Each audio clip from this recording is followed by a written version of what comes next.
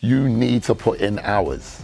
You have to put in hours. Now the question is, do you do it doing something you're passionate about that you can grow to a level where you can then eventually take a step back and still enjoy that level of financial comfortability, but have that freedom to be with what we're really here for, to be with people, to socialize, to be with family, to watch your kids grow. Welcome to the show, Passion for Learning. I was really keen to have a conversation on camera with Kwame Badu, an inspiring entrepreneur and founder of KB Consultancy. Why? Because I'm really fascinated about how entrepreneurs are making a fantastic difference for the next generation of not only entrepreneurs, but society in general. How are we transcending socio-economic progress? Kwame Badu has all to share, and listen out because there's a lot of fun stuff in this interview.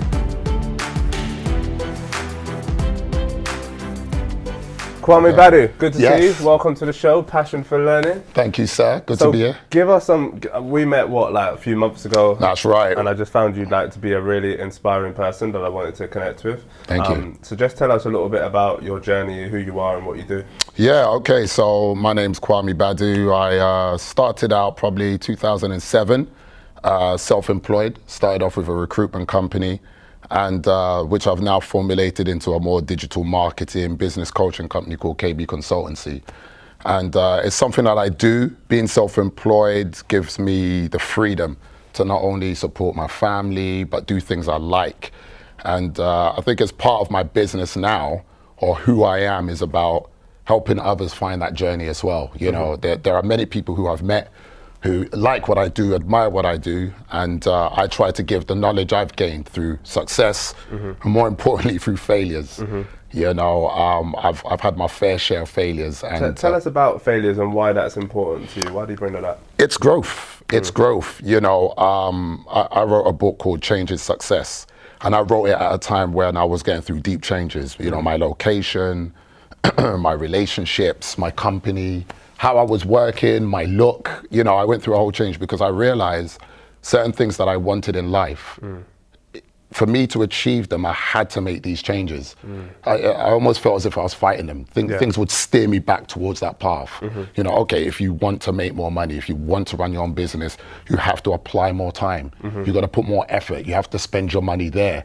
So that meant changing the whole paradox of how do I live on my day-to-day basis? What are my habits?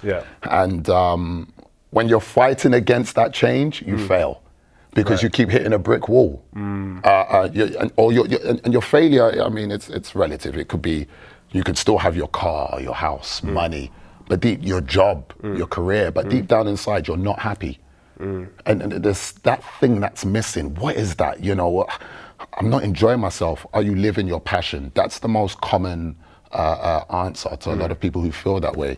So, you know, my whole journey and what I enjoy doing is trying to help people find that. And in that, it's maybe setting up a business, it's probably excelling in their career, it's probably finding a side hustle, and you know, and increasing your income, having streams that, you know, one online, one active, and it's great. I'm loving it, and we're doing well from it. Great. I mean, one of the things that triggered me in the conversation that you just said was your passion.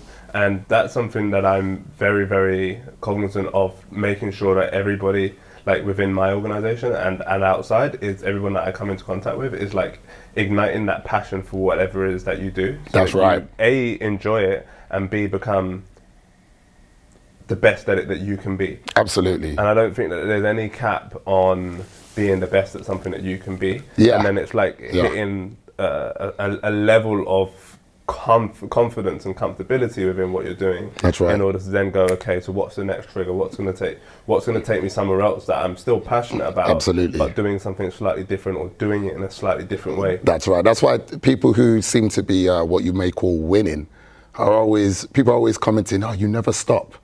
You know, what new venture are you doing now? Because as you said, there's a certain level of confidence that comes with it. You think, okay, if I managed to set up that business, which helped motivate those, and I got paid, I was able to use that money to do X, Y, and Z, what else can I do? Give it another shot. You know, you and I are active gym members who are just talking about that, working out. And, you know, you start off with 20 kg. And then if you can do that, once you start doing that comfortably, you think, okay, let me try 25. Yeah. You know, until you reach a point where you're like, you know what, that's enough. That's too easy. Yeah, that's And- too easy. right. And you either keep it moving or try something else. Yeah, and then you hit that point where that's enough, and then what happens there? Well, that's the thing. I believe, Jazz, that success is about those around you who are also successful. You know, your network is your net worth, which is one of the titles of my ebook. But I do believe in that statement. I do think if you look around you, that's what really says how successful you are. If I'm winning and I've got money, I go on holidays, my business is doing well, and my friends aren't, who do I share that enjoyment with? I'm now a rich fool sat alone with no one to enjoy this success with. I want a harem. I want people around me who are also up there with me, who are also winning, because you know what? I learn from them. Yeah. They learn from me, and also you get to share that happiness, that freedom we all chase. Yeah. You don't want to be free alone. And like one of the things that I'm very passionate about is making sure that everyone around me is living the highest version of themselves. Yeah. If not, striving towards that. That's right. Because it doesn't matter what industry, organization, or what type of environment you're in. Working in, what type of professional environment you're in. You're always striving to become whoever it is that you want to be. And That's then right. it's about setting up, for me, it's about creating an environment where people are capable to do that. That's right. Yep. Yeah. And you know what? If you're doing well, if you're succeeding in a certain area and you have friends that are around you, what you find is you're inspiring them, you're encouraging them. Even if they thought they were comfortable, they may see you do things that may make them think, oh wow, you know, I never thought of that. It's like being comfortable being uncomfortable. That's right. Because it's That's the same right. thing with learning, right? When you learn something new, it's difficult, it's challenging, That's you're kind right. of going through this learning pit. Exactly. And then you've come out the other side, you're like, oh, I know that now. And then you feel confidence, relief, and the enjoyment of succeeding. correct. That you started on something that you had no knowledge about, you were clueless, and now you're a master. Yeah. It's great, you know. What's the key to mastery? There are so many keys. There's persistence. There's being humble. You have to be that person that knows, you know what, I know nothing about it. When I started doing videos of work that I do, I had to record myself. I didn't have someone to film me. Sure. I had to get myself a tripod. I had to go online and research, you know, what are the best platforms to use? How can I edit myself? And then it's then being brave. Sure. You know, because you then have to put what you've put in out there and then see the reaction you get back. Yeah. And be open. You know, the humbleness comes in again, because some people may say, you know what, Kwame, this is crap, man. Yeah. Or I read your ebook, there's tons of grammatical errors. Sure. You know, how do you then take that on and then make yourself better and keep moving forward? Right. So that's what it takes: persistence, bravery, and just action. Just go at it. Yeah, and that cycle of continuously getting better at something, for sure. That's it. So take us back then. What was the driving force for you in 2007 behind starting your entrepreneurial journey, and where did that drive, where did that character, where did that resilience actually come from? I'm a cocky guy. I'm egotistical. I like to know I'm the best. You know, when I was in school, it was athletics. You know, I was the fastest 100-meter runner. I was the fastest 200. I always want to be the best. And, you know, I grew up in very humble beginnings, tower block, poverty, council area. And I was fortunate to have schooling and parents who repeatedly told me, you know, look out the window. Anything you want out there, you can get it. Correct. You know, I remember being stood on the 20th floor with my dad, and he, you know, our kitchen window, you could see a football ground, Leyton Orient football ground, and you could see way into Liverpool Street. And he said, look out there. Anything that you want, you can go for it. It's possible. Exactly. And at the time, as a young kid, you know, I was probably about 10, 11. Yeah. I believed it, but he made it clear that it's gonna take hard work. He planted those anchors for you. That's to be able right. to pull away. That's right. Yeah. If you want to get there, you can get there, but listen to what I have to say, because I've been through this path. Yeah. This is what you're going to have to do to get there. And I think, you know, as you grow, you find out your own path. Life changes. Yeah. Look at millennials now. Yeah. Some of the advice we give them may be redundant because they're living in a different environment, but the core aspects of what they're teaching is work hard, Yeah. figure out what's the right way, and just go ham at it. And who was the teacher that really inspired you the most? Probably, say my PE teacher. I always remember Miss Husbands. Yeah, she was a black lady. Wait, you had a female PE teacher? I had a female PE teacher. Yeah. In secondary school? Yeah, in secondary school. Wow. Yeah. She was great. She was strong, fast, and very, very strict. So how did your changing policy work? Oh no, we had our own changing rooms. The men will get changed the boys will get changed in their changing room. Was the it girls supervised by like a but male teaching assistant or something? there will be. Yeah, I think we had Mr. Brown. Yeah, we had Mr. Brown, and he probably would specify on things like football and hockey and that. But Ms. Husbands, she was tough. She was successful, and this was probably in the. I went to an all-black school first. It was a private school, West Indian school. Called John Lovelace School. All the teachers were black. All the students were black. Do you mean like literally all, or All. a high percentage? No, all. We had one person there who was a white man, Mr. Blewett. He was our computer. I think we called it computer literacy class. And he was the only white person. See, basically, John Lovelace School was a school initiated by West Indian founders.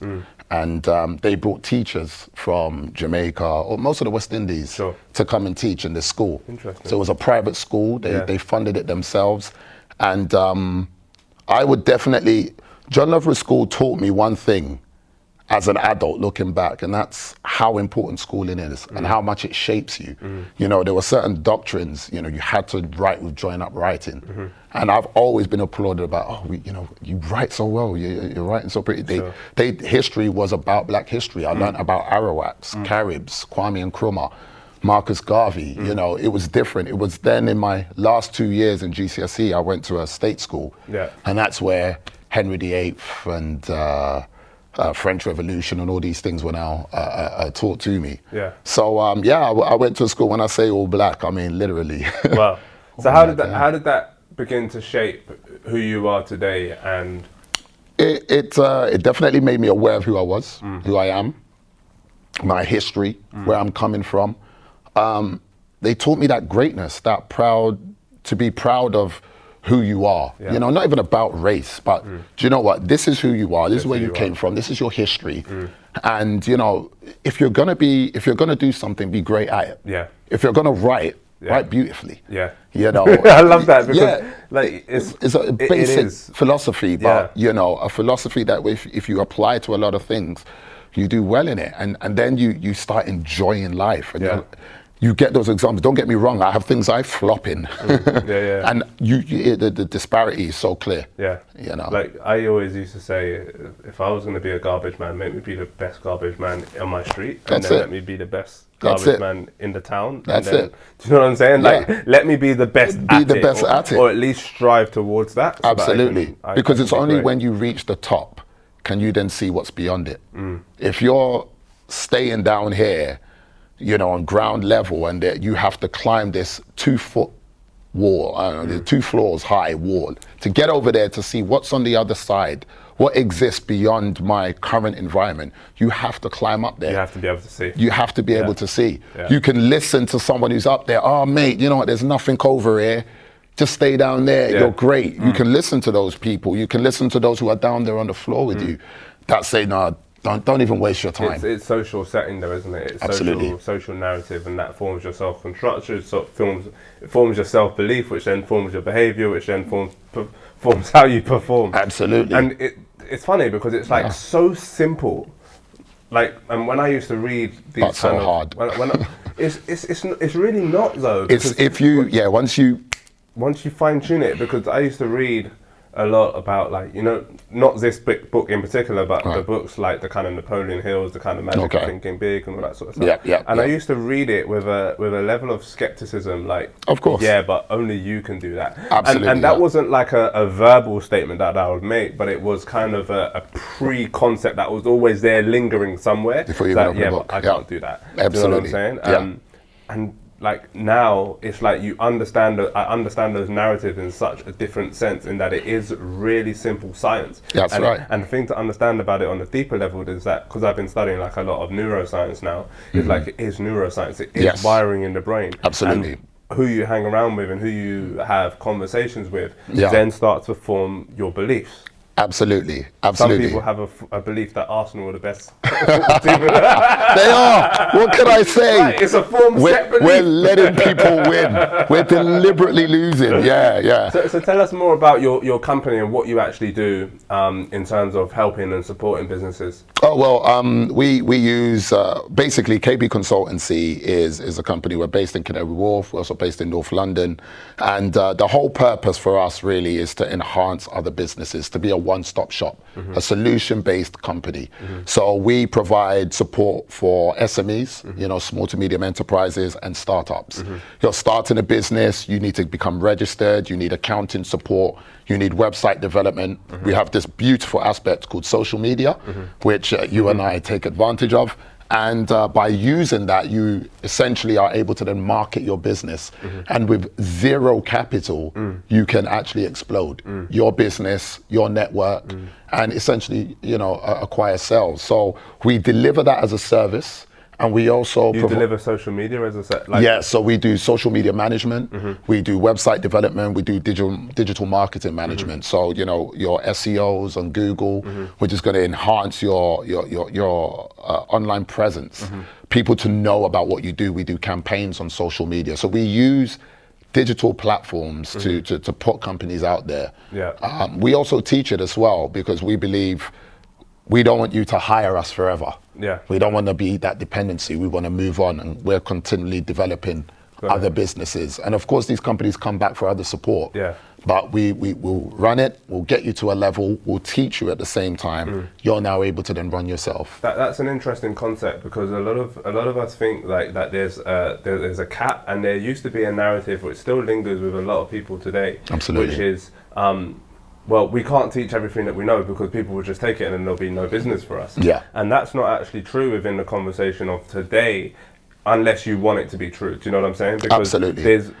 It's a cycle of like continuous learning, continuous growth, continuous trajectory. And if you actually teach somebody, they're actually going to share it more with other people to then bring in more business for you. And actually, if it does get to a stage where people want to exit and do it on their own, that's absolutely fine too, because it's that understanding that I have a skill set beyond what I currently recognize as my capability. That's right. So if that then dries up because I've succeeded, great, I then might have to shift to do something else. But I believe in my character, I believe in my capability in order to take it forward. You got to believe, if you're running a company, you have to believe you're either working on a company or in a company. And the aim is you need to be working on it. Like, how am I developing? How am I growing it? If you're in it, that means you're busy turning the clogs. And we have this capability now to have a residual form of income, to be able to sit back and use online platforms to engage with people and customers and drive sales. And the money comes in. So what tips or advice would you give to small minority enterprises that really that either want to start a business or want to take it forward? Well, the initial thing I say is, first have your dream. Turn your dream into an action plan or a business plan. Put it down on paper. Use professionals who will give you templates to know what aspects of your business you should involve, you should discuss, you should have an understanding or an analysis of.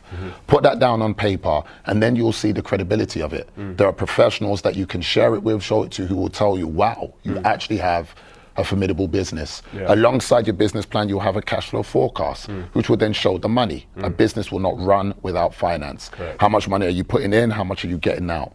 What is your monthly cash flow, which is the cancer of businesses if not run well? And how much profit are you making? How much turnover are you making? Once you have this understanding, then you can start thinking about formulating your company, registering it, making a website. Now you start spending the money because you see that this can actually work. Once you've reached that platform, of course, then you have your social media on the back end, which is helping expose what you're doing. And what I would suggest in this current day is to start your social media from the get-go. Once you know, okay, my business is, I'm going to start interviewing professionals, and exposing what they do Yeah. and how they can better benefit society.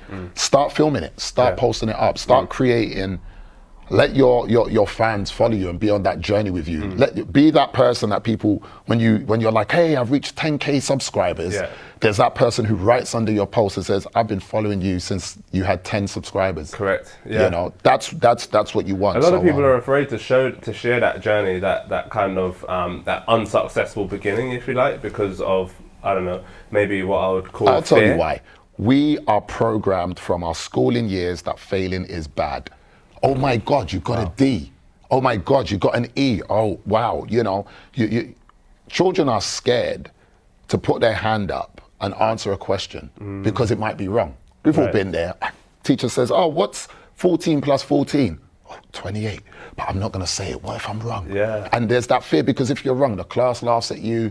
If you fail in your exam, your teacher, you know, you're put into a lower class. We are programmed from young.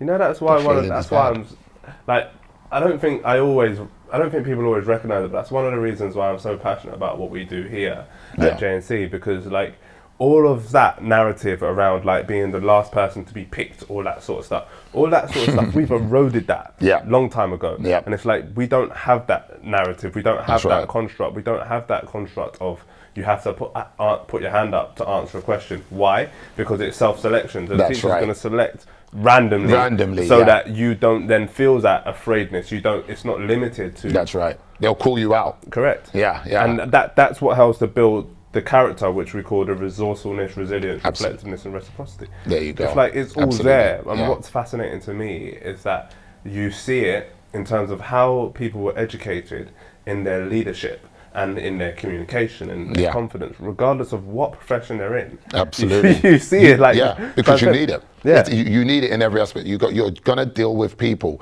You know, one of the key, you know, if there's 5 areas, I'm gonna teach someone about starting a business. You know, finance, customer service, your marketing, your ability to make sales, your drive.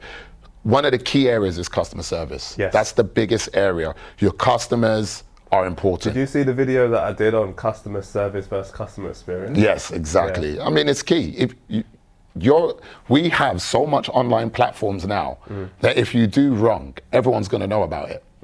You know, a customer has more power.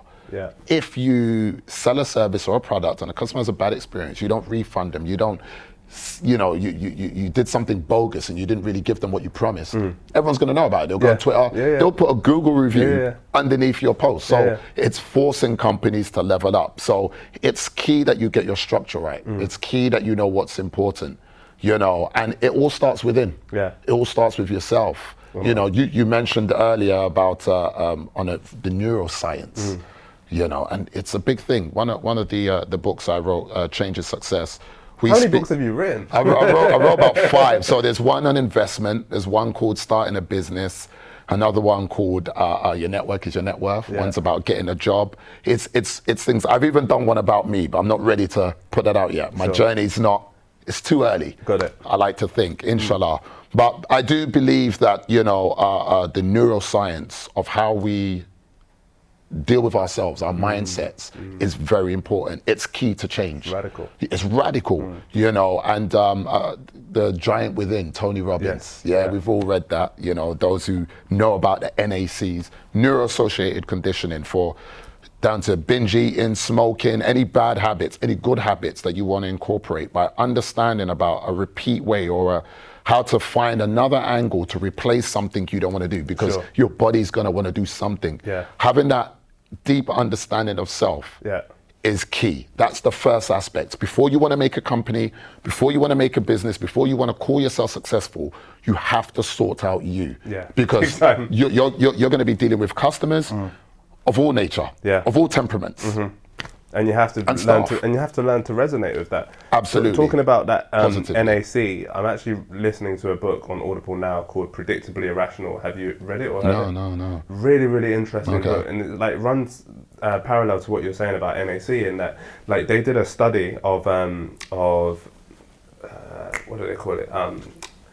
they said girls in America who are from a Southeast Asian background, right? Okay. And they did a test, right? So they brought in like 1,000 girls or whatever it is over a period of time, and they asked them questions related to gender, okay? And then they took them into another room to do a maths exam, right? Okay. And imagine then they did the second round of the test in which they brought the same number of girls in, and then the questions that they asked them were around race. They're like, where are you from? Like, what are your parents, like, how did your parents raise you? All this sorts of questions around race, right? And where they're from. Okay. Do you know that the girls that did the second test, they performed remarkably better than the ones who were associated with girls because they had a different anchor, a different preset, different like mental preset about how they felt that they were expected to behave. Absolutely. So how you set those anchors up. Absolutely. Your whole mindset, how you answer, how you move forward, and what you do is conditioned. Correct. You know how you start. It's important. You have to have a good understanding of that. But I think, you know, it's all about growth. You know, I use this word Kaizen, Kaizen. Continuous improvement. Oh, right. Now, you know, we read the symbols. We know, you know, you got to continuously improve. Look at Honda today. I still love their cars. I don't own one. I'm a German whip guy, but I just admire them, starting from bikes, and all they were about was continuous improvement. How do I make myself fitter? How do I make my family have more time? How do I have more time to do the things I want? How do I look better? How do I be more happier? I'm always trying to strive for more. Talking about that element of continuous improvement, how do you balance family life with business life? It's difficult. It's hard because we live in a world now where if you live in the Western world, if you live in current day community, it's about success from a level of finance. In order to get to a place where you can be financially comfortable to give yourself, your wife, your husband and your children that comfortability, you have to reach a certain level of finance or it's always going to be a struggle. There's always that question of you need to put in hours.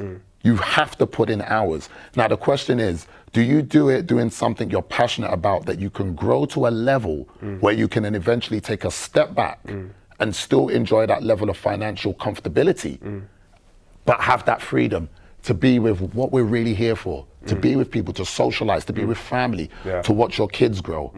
Or are you gonna stay in a place where you have to put in those hours in something that you don't enjoy and continually put those hours in because your level of growth is never gonna put you in that place of freedom? You have to put in the hours. Now, 10,000 hour principle, isn't it? There you go. So, okay, I'm gonna spend time away from my family. Is it because I'm temporarily working to build this empire that eventually I sit back and we're all like, wow, do you remember when Daddy used to go to work, he would leave at 7 and come back at 7, and now look, we can't get him out of the house. Yeah, because all I do now, hon, is I log on online, I do a quick post, it's very everyone different. Follows, and it's a different paradox. It's a very different environment now in terms of business and how it's operating in terms of, it's not the same as it was before in terms of your physical presence. Now it's more about mental and cognizant presence. Are you present cognizantly? And like, I think it's really important for people to understand that it's not necessarily the amount of physical hours that you put in. It's about it's about effectiveness and also how your mental state is. So you can, a lot of people, like one of the things that that triggers me is like, why do people work 8 hours a day? Like not that it's right or wrong, but like who set this time frame? Because you go to school from 9 to 3:30. Like who set the time frame of 9 to 5? Because actually after 3 o'clock, 3:30, most people's brains are switched off anyway. That's right. You've naturally become tired and you want to go home. I think it stems back from just like our schooling, an old school doctrine, which is daylight. The sun's risen. Get to work as soon as the sun starts setting. If you're doing your harvest, your farming, that's an unhealthy narrative, though, to an extent in today's society. Because actually, if you look at what a lot of international organisations are doing, is that they're working less hours, but they're working more effectively. Absolutely. Like, I feel like 5 hours or something around that time frame is like an effective. Like I work from home quite a lot, right? So I go 5 hours, I go hard, and I do what I call intense focus. So I focus on something for an optimum of 5 hours, and I also do sprints as well. So I go like 45 minutes, 10 minutes off, 45 minutes focus, like no phones, no interruptions, and then like 10 minutes off where I can check my whatever. Exactly. And it's that understanding of how your brain works in terms of your environment to make sure that you're excelling, rather than just going, oh, I'm just going to work 8 hours and see what happens. I think you also have to understand that this whole aspect of growth is about individualism. Yes. And understanding self. Maybe you're someone who you work effectively from 11 till 8 p.m. Maybe you're a morning guy. Yeah. You need to start 5 a.m. Yeah. It's not following the narrative of someone else and thinking, wow, you know, this Kwame works this way. This is the best way to work. Let me do it. It's a way to work, and it's an option for you. Absolutely. It's not the only option for you. Absolutely. Yeah. Now, you asked the question of how do you balance that with family life, and that again depends on your family. You know, do you have a partner who is equally as busy as yourself? Do you have a partner who is also at home? How many children do you have? Yeah. Do you what is your working environment? What is your work environment? What is your family environment? Exactly. Is it something you can work online? Are you a construction worker? So you've got to be on site. You've got to be out there at 6 in the morning and coming back at 4. Yeah. It all depends on you. But what you need to do is to have a plan. That's the main thing. Whether, you know, mommy or daddy's spending time away from home or not around as much, why? And what is that working towards? Is there an end game? Is there going to be a time when we are going to be able to spend more time? And it's about being smart. Like you said, you know, having a 5-hour power-focused working rate gives you that ability to work hard, achieve your goals, boom, and then you're out, you know. And you're working smart. A lot of us are spending a lot of time at the desk. We're looking at our Instagram. Then we're having a conversation with someone. I know a friend of mine used to call it downtime. You know, you're having a lot of downtime. How much work did you really put in? Like my power hours are between 10 and 3. Like, do not disturb me between those. Not do not disturb me, but I'm very unlikely to respond. If I'm in deep focus, I'm not going to respond to you. And then I like clock off. I go and do my family stuff like that to about 7, 8 o'clock. And then between like, I don't know, 8 o'clock and 10 o'clock, I'm back in my power zone. Do you know what I'm saying? And that shows your ability to communicate that. Means that those around you, if they have the understanding of that, you then work effectively. They know what time it is. And that's how you get your work-family balance. Is communicating that and understanding. It doesn't matter about how you work and how many hours you put in or whatnot. That there needs to be that overall balance. It's not just they don't understand me. It's also how well can you communicate that? Can you illustrate? Can you go home and go, listen, sweetheart, my aim is we're turning over £70,000 a year. My aim is I want us to turn over £150,000 by the end of next year. In order to by doing that, I'll be able to employ 3 staff members who will be able to do a lot of the work I'm doing now. I'm going to create online platforms so the hours I'm spending on Saturday doing talks will now be available online, pre-recorded. I'll be able to go 1 day in a week, use a fantastic videographer called Alex, and he's going to film all of my videos and interviews in 1 day, post them up, and I'm going to be free. But between now and that 150,000, I've got to put in work. I'm going to be focused. Communication. Clarity. Are you with me? Babe, this is fantastic. I love it. And also, do you know what? In that time, I'm going to do this. And it's the same. It's the same thing for members of staff as well. You know, absolutely, big. Even more so. Because they're your pawns, they're your knights, they're your chess pieces. People often say things like, "Oh, you know, well, I wish I could." You know, I want to work from home or whatever it is. But that's a question. So here's a statement. Is working from home overrated?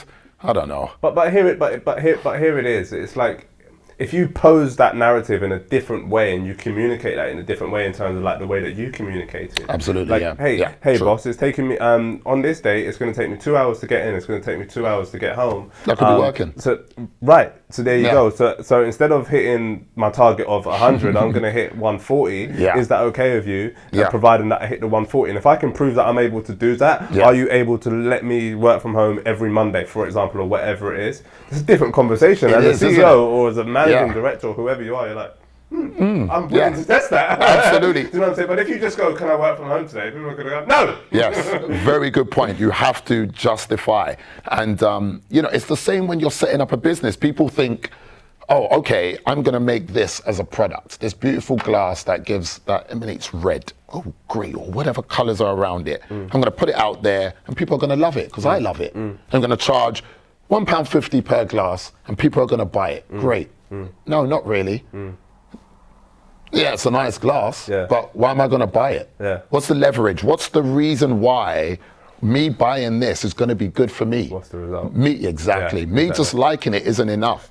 You know, people create these platforms and post stuff up. Look at this great piece of art. Look at this great machinery. Look at this, and expect people to buy it, and then they wonder why it fails. Sure. Find out your customers, understand people around you. It all comes down to communication. Yeah, absolutely. Once you communicate, even if I don't need it, I'm going to buy it from you because it's just resonated with a part of me that works. You know, they did a in the same book, Predictably Irrational. They did this test on Coke v Pepsi. Pepsi. Right? Did you hear about this? No, but go right. on, So they did a test on Coke v Pepsi, and basically the marketing for Pepsi was saying that Pepsi tastes like they did studies, and they said that Pepsi tastes better, and Coke did the same thing in the other way around. So what they did was they actually got people to taste both, so through a straw where they couldn't see it, right? And people actually said that Pepsi was nicer. Better. Now, when they basically when they put the Coke on the other side of the glass, the Coke tin, and the Pepsi tin on the other side of the glass, exactly the same experiment, just that you can see that it was Coke or you can see that it was Pepsi. People said Coke. Right. Because